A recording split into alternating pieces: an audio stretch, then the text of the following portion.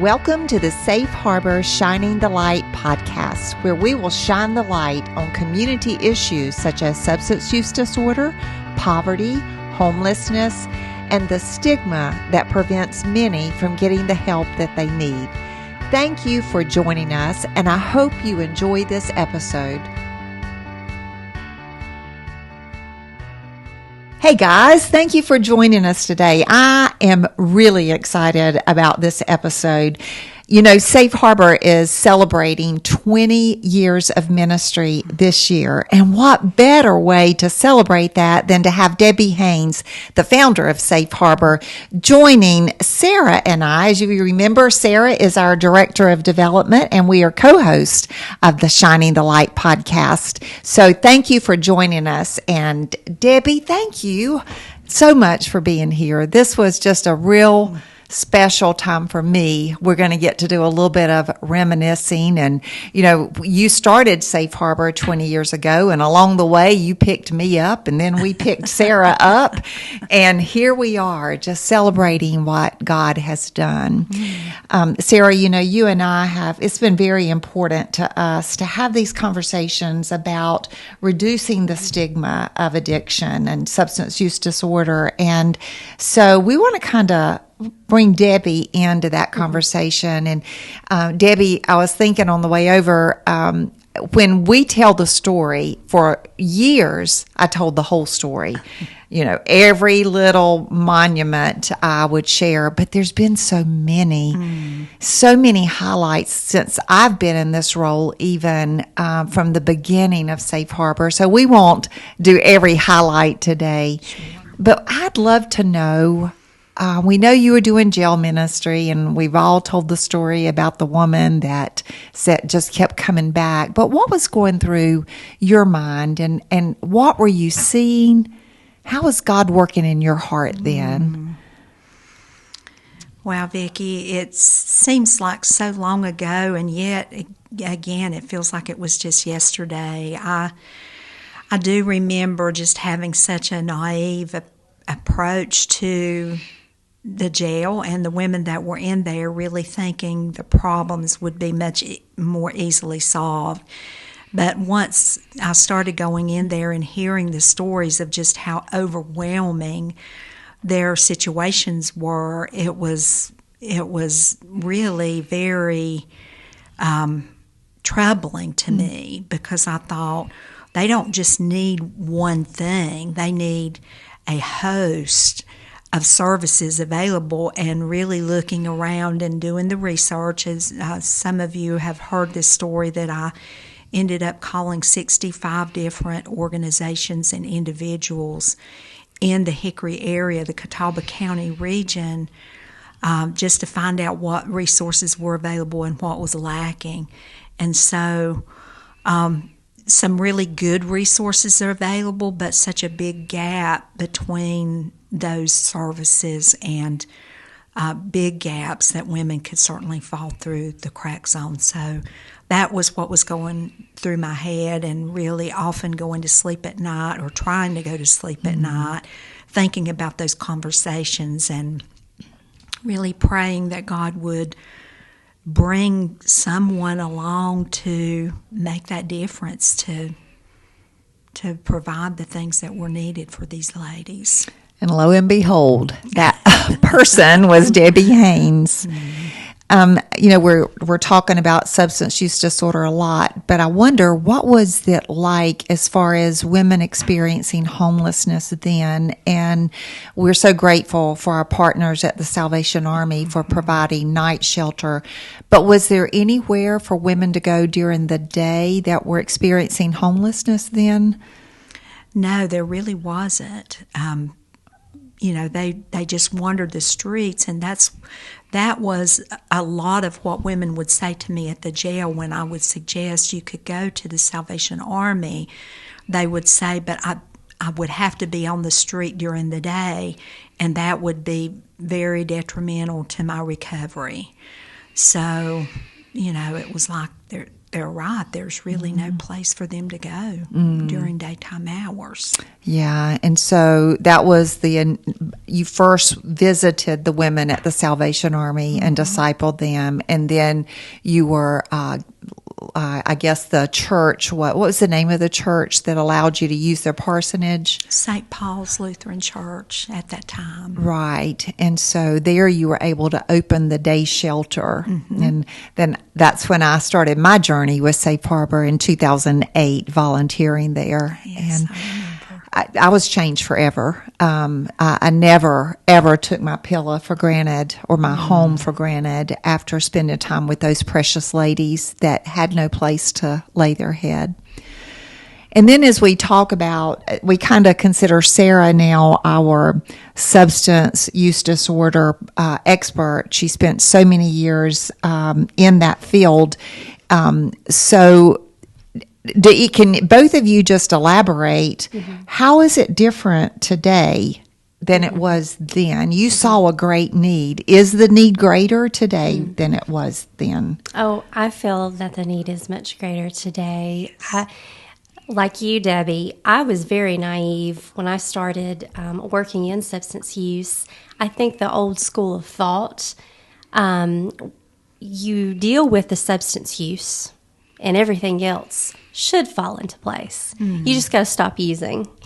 But when I started working alongside and I found out about Safe Harbor, my journey started in 2007 in the substance use field, and I ended up crossing paths with Debbie at the day shelter in 2008. And so when I started working with individuals struggling with substance use, because I worked for a substance use specific treatment provider at the time, on their case plans, there was a housing goal, an employment goal, a mental health goal, a relationship goal. And that really opened my eyes to, like, I'm not just dealing, like, with the substance use issue. Like, they don't have anywhere to live. You know, their relationships are broken. They haven't talked to their family in years. They could not name, there's a portion of the treatment plan where you have to help, they have to identify their support system. They couldn't even name one person. And so Safe Harbor was an answer to prayer in so many ways for me as a professional, because I could get to the women. Because when people are displaced and they are experiencing homelessness, you can't find them. Like, they're on your caseload and you're supposed to be working alongside of them and helping them, but you can't find them. And so it was great to be able to collaborate with Safe Harbor. But yeah, it was very eye-opening to see the hoops that as a provider you have to jump through to effectively assist individuals. But just think about the hoops that they have. You know, it's just such a daunting thing when they're in survival mode. They don't know where they're going to sleep. But yeah, here comes this real bubbly blonde professional saying, oh, okay, well, here's your lovely treatment plan. We're going to meet all of these goals. And it was super challenging, and it was heartbreaking. And so you see, wow, you begin to see the significance of community and how the community is going to have to come together to come alongside of this individual, because one provider and one little social worker is At what age were you then, I Sarah? was 21 years old. Yeah. So I've been changed just like you, Vicki, and the needs now. I mean, when you think about mental health, when you think about just, you know, the content that we, you know, from social media, from images, all these things that we're processing, you know, just, you know, the cost of living, all of these things, relationships are in such disarray. All of those things contribute greatly to our mental health. I participated in a mental health awareness event a couple of weekends ago, and last year there were 50,000 Americans that took their own life. Wow.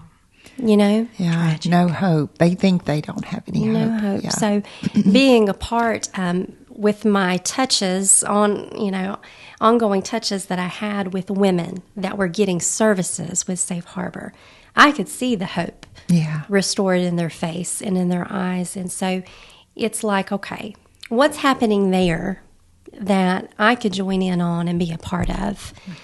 Because well-intended systems and a lot of well-intended efforts, just like me carrying my little treatment plan around, trying to help these folks work towards meeting their goals, that you can do it was not what was needed. It was that wraparound, holistic, collaborative community of support that's needed.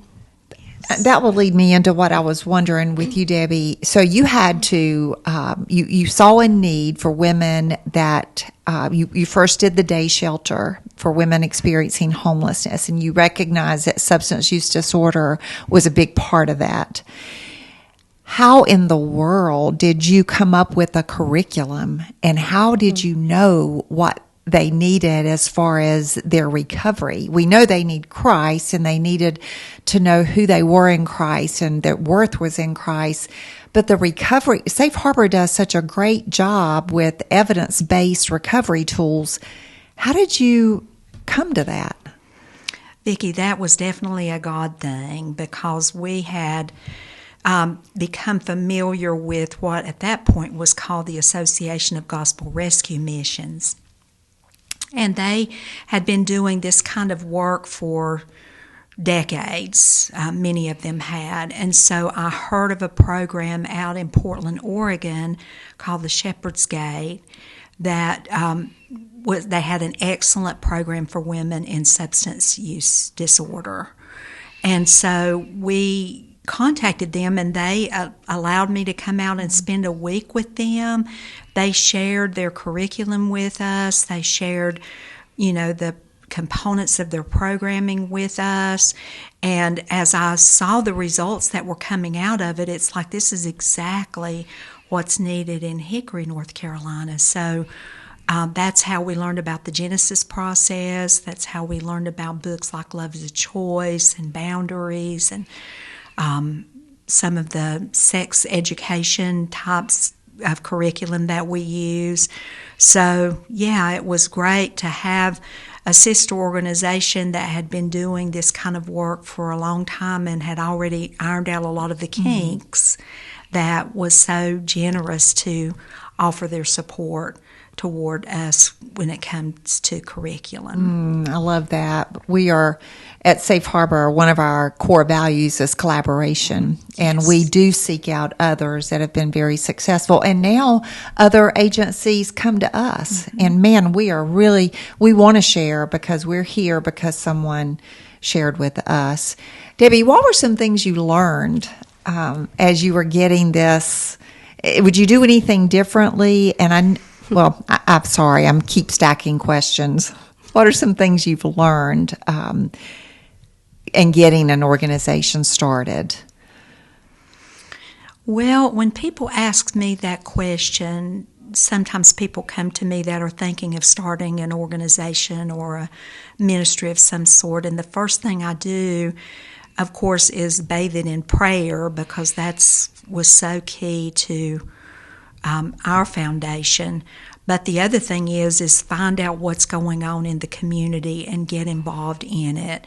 Because I started going to all these different community meetings. I knew nothing really. I was just like Alice in Wonderland at these meetings, but I really needed to know, okay, this is what this group is doing, this is what this group is doing, and get your name out there so people begin to think, okay, this is what they're trying to do, so we could build that collaboration. So I would always say those are the two most important things, getting to know what's going on in the community. As far as things that I would do differently, that's a hard question, because it was just, God just ordained every step right from the beginning obviously it would have been great to have more funding right from the beginning. But we were trying to get that, and that's hard to do. I was just speaking with someone the other day about how hard it is to prove that you can actually do what you're saying you're going to do, because funders want to see proof. They want to see evidence that what you're doing is going to work. Well, you don't have any proof at the beginning, so it was very hard to get people to buy in to what we were doing at the beginning. Yeah, that kind of takes me back a little bit down memory lane. And I was thinking, as before I came on staff, and I was a board member and I was a volunteer, and just the struggle and the prayers. And I remember staff going without pay many times. And I remember particularly one summer, I'm pretty sure it was a summer month, you said, I'm going to camp out. I need people to know. You were just at your wit's end. And how do I let people know that there's people on our streets that need help? And we needed the funding to make that happen. Yes. And you camped out for how many nights? It was a week. Yeah. I stayed in the backyard there for a week. And people would come by and want to know the story and why I was doing that. And really part of it was a prayerful experience too, because I wanted to identify with women who didn't have a place to go. And of course my camping experience was a lot different than what theirs would be. I don't pretend to say that it was anything like what it would have been to actually be homeless and not have the resources. But I did just want to do that sort of in solidarity with the women that I knew were camping. In fact, I knew one woman who was staying on the back porch of that home before we received it, sleeping there at night. So, I just thought surely if people know what the need is and that there's an organization here that's really ready to step in and meet that need, that they would want to be a part of it. And I think you were right. Many people have learned about the services, and many, many generous people in this community are giving to the work at Safe Harbor now. And we thank you, Debbie, for doing the hard work of laying the foundation and going many, many weeks, months without pay to see where God would bring this organization now. Speaking of the women that you knew early on, now even, what do you think the biggest misconception of women experiencing homelessness, or anyone, men or women? What do you think is a stigma that people have in their minds about them? I think the thing that I hear most of all is they just need to get a job. Yeah. People will say if they just would work, their problems would be solved. But once again, when you get behind the scenes and see, okay, they don't have transportation. I used to think, well, they could ride the bus, but there are so many limitations to where the bus goes and the hours that it runs. That's a big challenge for them to overcome. Education, job experience, so many things like that keep a person from getting a job. And again, if there is a high level of mental health crisis with the individuals that Safe Harbor serves and that are on the streets, that are homeless, that without the help that they need to help them with their mental health needs, they couldn't hold down a job. Yeah.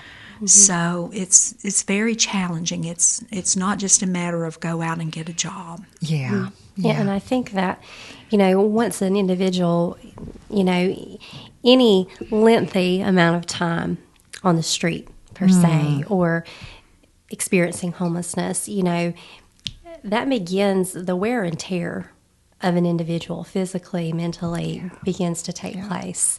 And there's evidence behind that, and so you really see the unraveling of a beautiful soul and it's hard to once an individual has experienced homelessness for a period of time, you'll find that there's community within those groups, and they find a sense of connectedness there. And we may not understand that. It's kind of like, why would you not want to get your own place?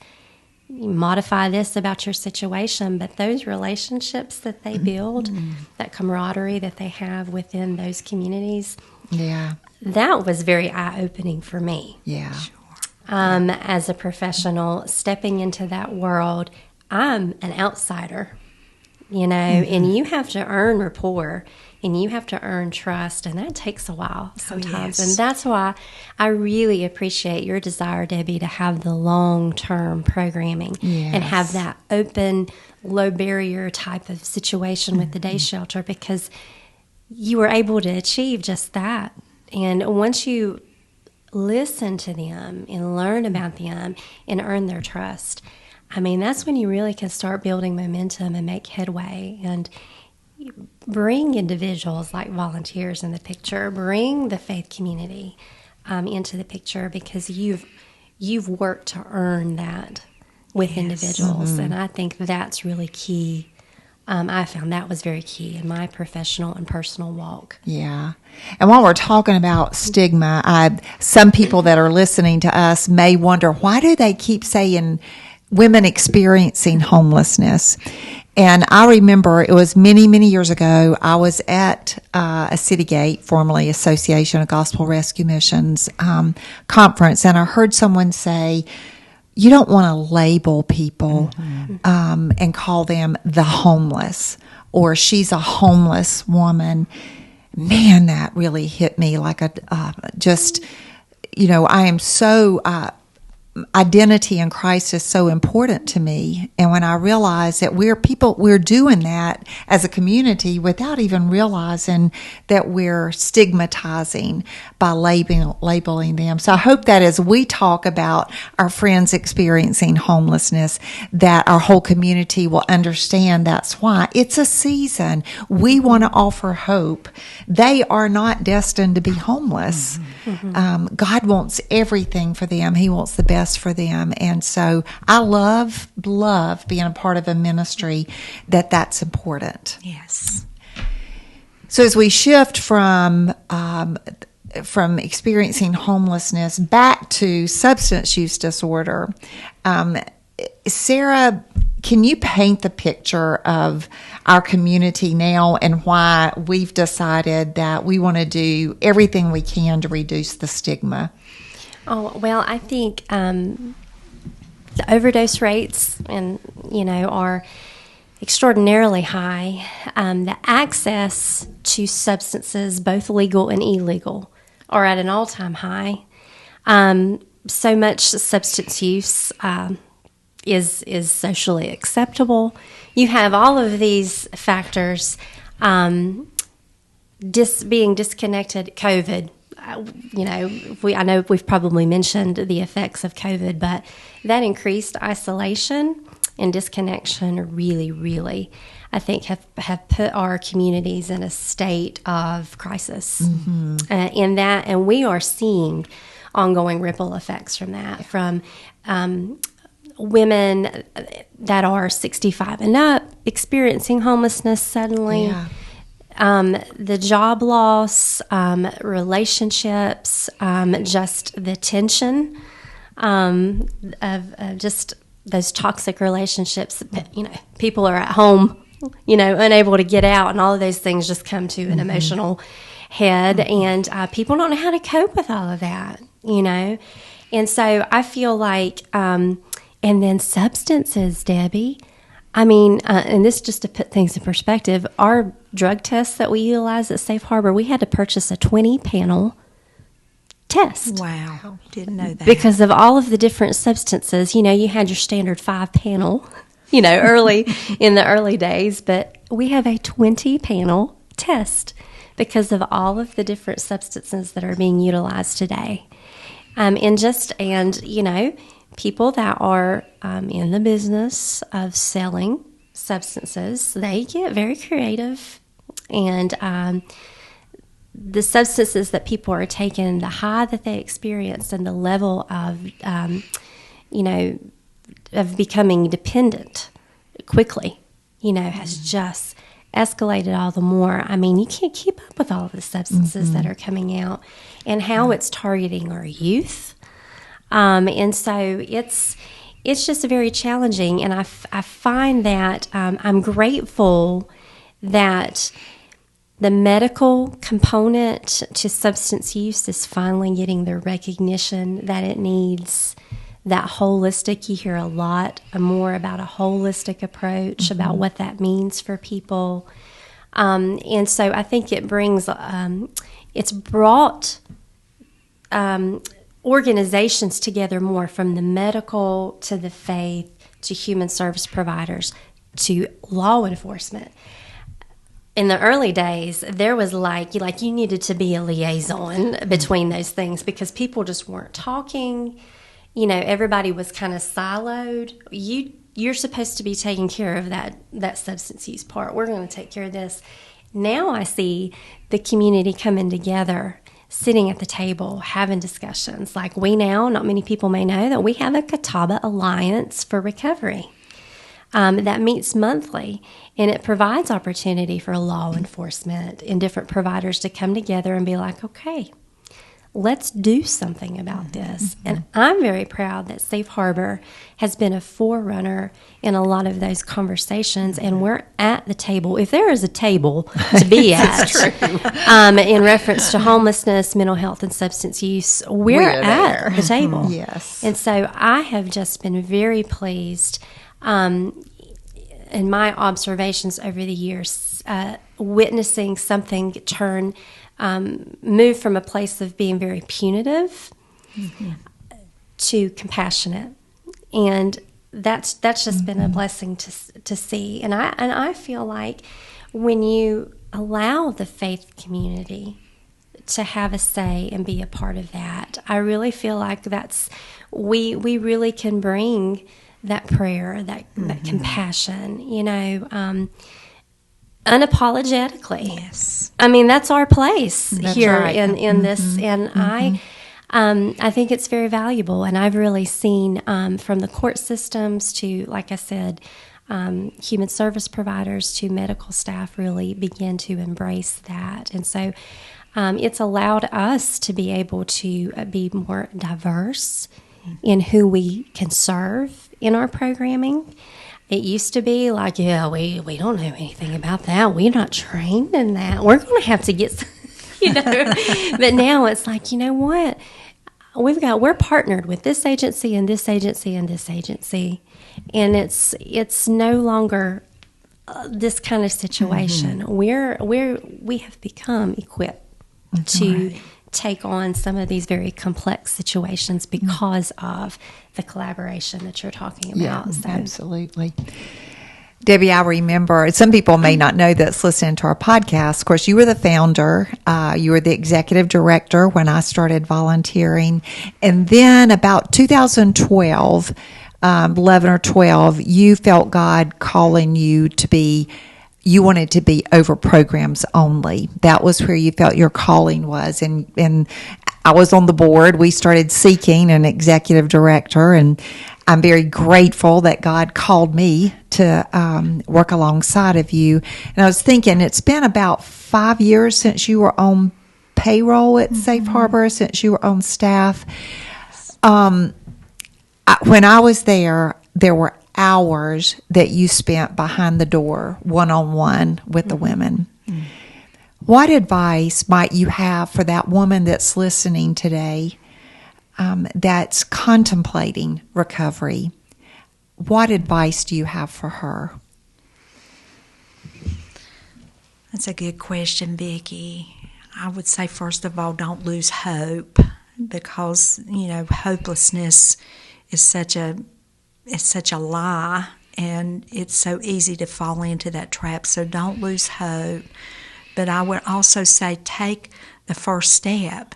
And the first step is often going to a meeting. Those are so easy to find now, AA, NA, there are meetings everywhere that you can get involved in. And then, of course, I'm prejudiced for Safe Harbor, but I do think that coming to the day program, the community center, is a good place to start because they can help you find recovery tools, recovery programs that are out there. And of course, you're always welcome to apply for the Whole Woman program at Safe Harbor. So I would say just take the first step. That is the most courageous step you'll ever take, is to ask for help and say, I can't do this alone. And in conversations with women over the years, when asked the question, what was missing from your recovery plan before, they usually say one of two things, or usually both. One is God was missing from my program, or I wouldn't let other people help me. I was trying to do this on my own. Yeah. And so recovery was never intended for a single person. It has to be part of done through community. Yeah. So we've heard that saying before, and Sarah, you may have to help me because it's been a while since I've said it, but recovery is not the absence of substance, it's the presence of community. Is that the essence of that? So yes, we need other people to help us with that. We need other people in general, don't we? We need each do. other. We were made for community. Mm-hmm. We've only got a little bit of time left, and I would be remiss with not going down memory lane just a little bit. It's so hard to contain all the miracles that we've seen God perform through Safe Harbor. And I'm just going to share a couple, and it might trigger some that you girls want to jump in. But I remember when I first came to Safe Harbor as on staff as the executive director, I received a call, and the call was from our wonderful partner Fleet Feet here in town. And they said, ask what we were doing. They had heard about Safe Harbor, and they said, we would like to donate running shoes to all the women in your program. And I was thrilled. I could not wait to tell them. And shortly after that, there were two women in the program that came into my office, and I told them, and their eyes got really big, and they were like, we were just praying in our house meeting for running shoes. Mm-hmm. The Y had just formed a collaboration to let them come to the Y, and they didn't have any running shoes or any tennis shoes. And that was the first, I wrote it down. It was like, okay, I'm ready for more, because I would hear Debbie tell all these miracles before I came on staff. Anything that you guys, as a highlight, that you want to share in your tenure with Safe Harbor?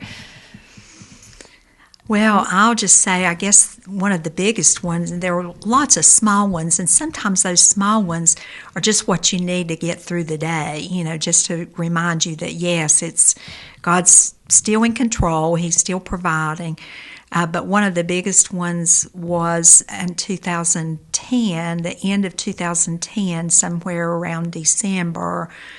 I was having lunch and was in the front office and answered the phone, and it was a gentleman saying, you don't know me and I don't know you, but we have some apartments that we'd like to donate to Safe Harbor. And I just remember just about dropping my lunch and saying, would you repeat what you just said? And, he laughed and said, yes, I did say donate, but you need to wait and see the apartments before you get too excited about it. And those, of course, have become so central to the programming at Safe Harbor. It was such a gift. And we had just talked about needing apartments at the fall event in November, and so this happened just shortly after that. So that's a big highlight in my mind. And if you remember, right before that, we had there were 2 houses that were on the property where our new building is right now. And some donors said, why don't we raise the money to buy those and turn them into transitional housing, which is what our apartments ended up being. We were so excited. I remember sitting at a table at that time. I was a volunteer and praying over that. We thought we heard God right, and we bought those 2 houses. And then the city condemned them, and we had to raise another $10,000 to have them torn down. And we were sitting there with that property. And so when I took the role as executive director, I went to a gentleman that was really instrumental in buying that land and donating it later for our building. And I said, don't you think we should sell this property? We're having to keep the lawn mowed. We're having to pay taxes because we weren't using it for program. And he said, well, do you not ever want to build another building? I'm thinking, have you seen our bank account? But that's exactly, we did hear God right. Mm-hmm. We were supposed to buy those. And so they sat right in the middle of the property we have now. And I believe that made those properties landlocked. And so it was easy to acquire the rest of the property that we needed mm-hmm. for that beautiful building that sits on that property now. Mm-hmm. And Sarah, before we close, was there anything that you wanted to share?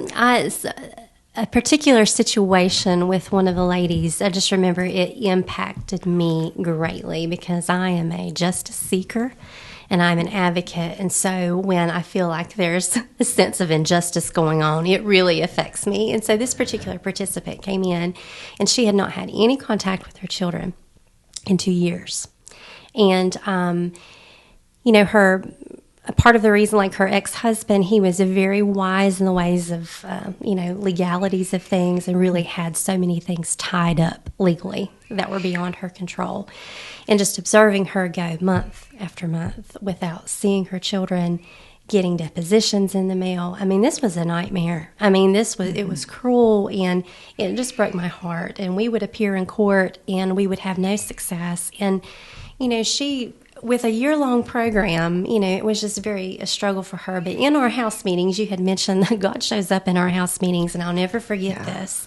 We were sitting in our house meetings, and typically we go through a curriculum. There's just randomly assigned reading, and so we just go through the room and we read scripture. There's no rhyme or reason to it. We just process it. And no kidding, I'm fairly certain that the verse was 2 Chronicles 20:17. We were all doing our reading, and this just happened to be what she read, and it says, "But you will not even need to fight. Take your positions, then stand still and watch the Lord's victory." Wow. And I'm telling you, there was silence in the room, and we were all astounded at just what happened, because God showed that how intentional He is with those ladies. And I'd love to tell you that the next day that lady saw her children, and that wasn't the case. But a few years later, she kept on having faith in the Lord about that, what He said that He would do for her. And I'll never forget it. It was on Mother's Day. I got a random text from her, of her in a picture with her children, and I just sobbed. Yeah. I was walking my neighborhood with my dog, and this is a true story. I turned the corner, and there was the clearest, most beautiful rainbow. Oh. It was so beautiful that I took off running to my house to get my phone, and I wanted to go back and get a picture, and by the time I went back, it was gone. Oh. But God, I believe that He had that rainbow just for me to see. I will fight the battles for these women. I will go before these ladies, and I will do things that will blow your mind. And He has. We don't have enough time to talk about the things that I have seen, the miracles happen in the courtroom, families that are restored, things that I have said, I don't think that's going to work out. And it does. Yeah. And it's just amazing. This is so true. We could have named the podcast Shining the Light on Miracles and just really every episode talk about miracles for sure. I wish we did have time to talk about more. Debbie, I just want to end by thanking you from the bottom of my heart for being obedient to the call that God placed on your life. And many people may not know that you now are a certified spiritual director. You have your own business called Grace for Days, and we are blessed at Safe Harbor to contract with you to do spiritual direction with our staff. You also offer counseling through Grace Life. And I just want people to know that you are a resource that can show so much grace and help women and men through anything that they're facing, but especially in learning to hear from God and walking in the purposes that God has destined them. So Sarah and I are grateful to follow in your footsteps. You left some big ones, but with God, He has made it all possible. Last words from you about where Safe Harbor is now. Very exciting. I think about the array of services that are available to women now through Safe Harbor. It's just amazing.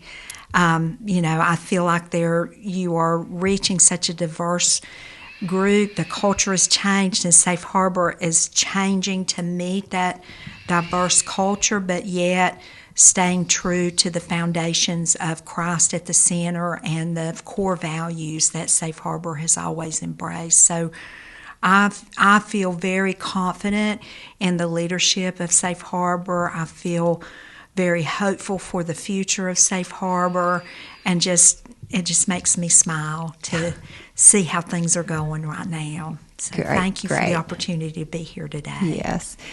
And thank you guys for joining us on this episode of Shining the Light.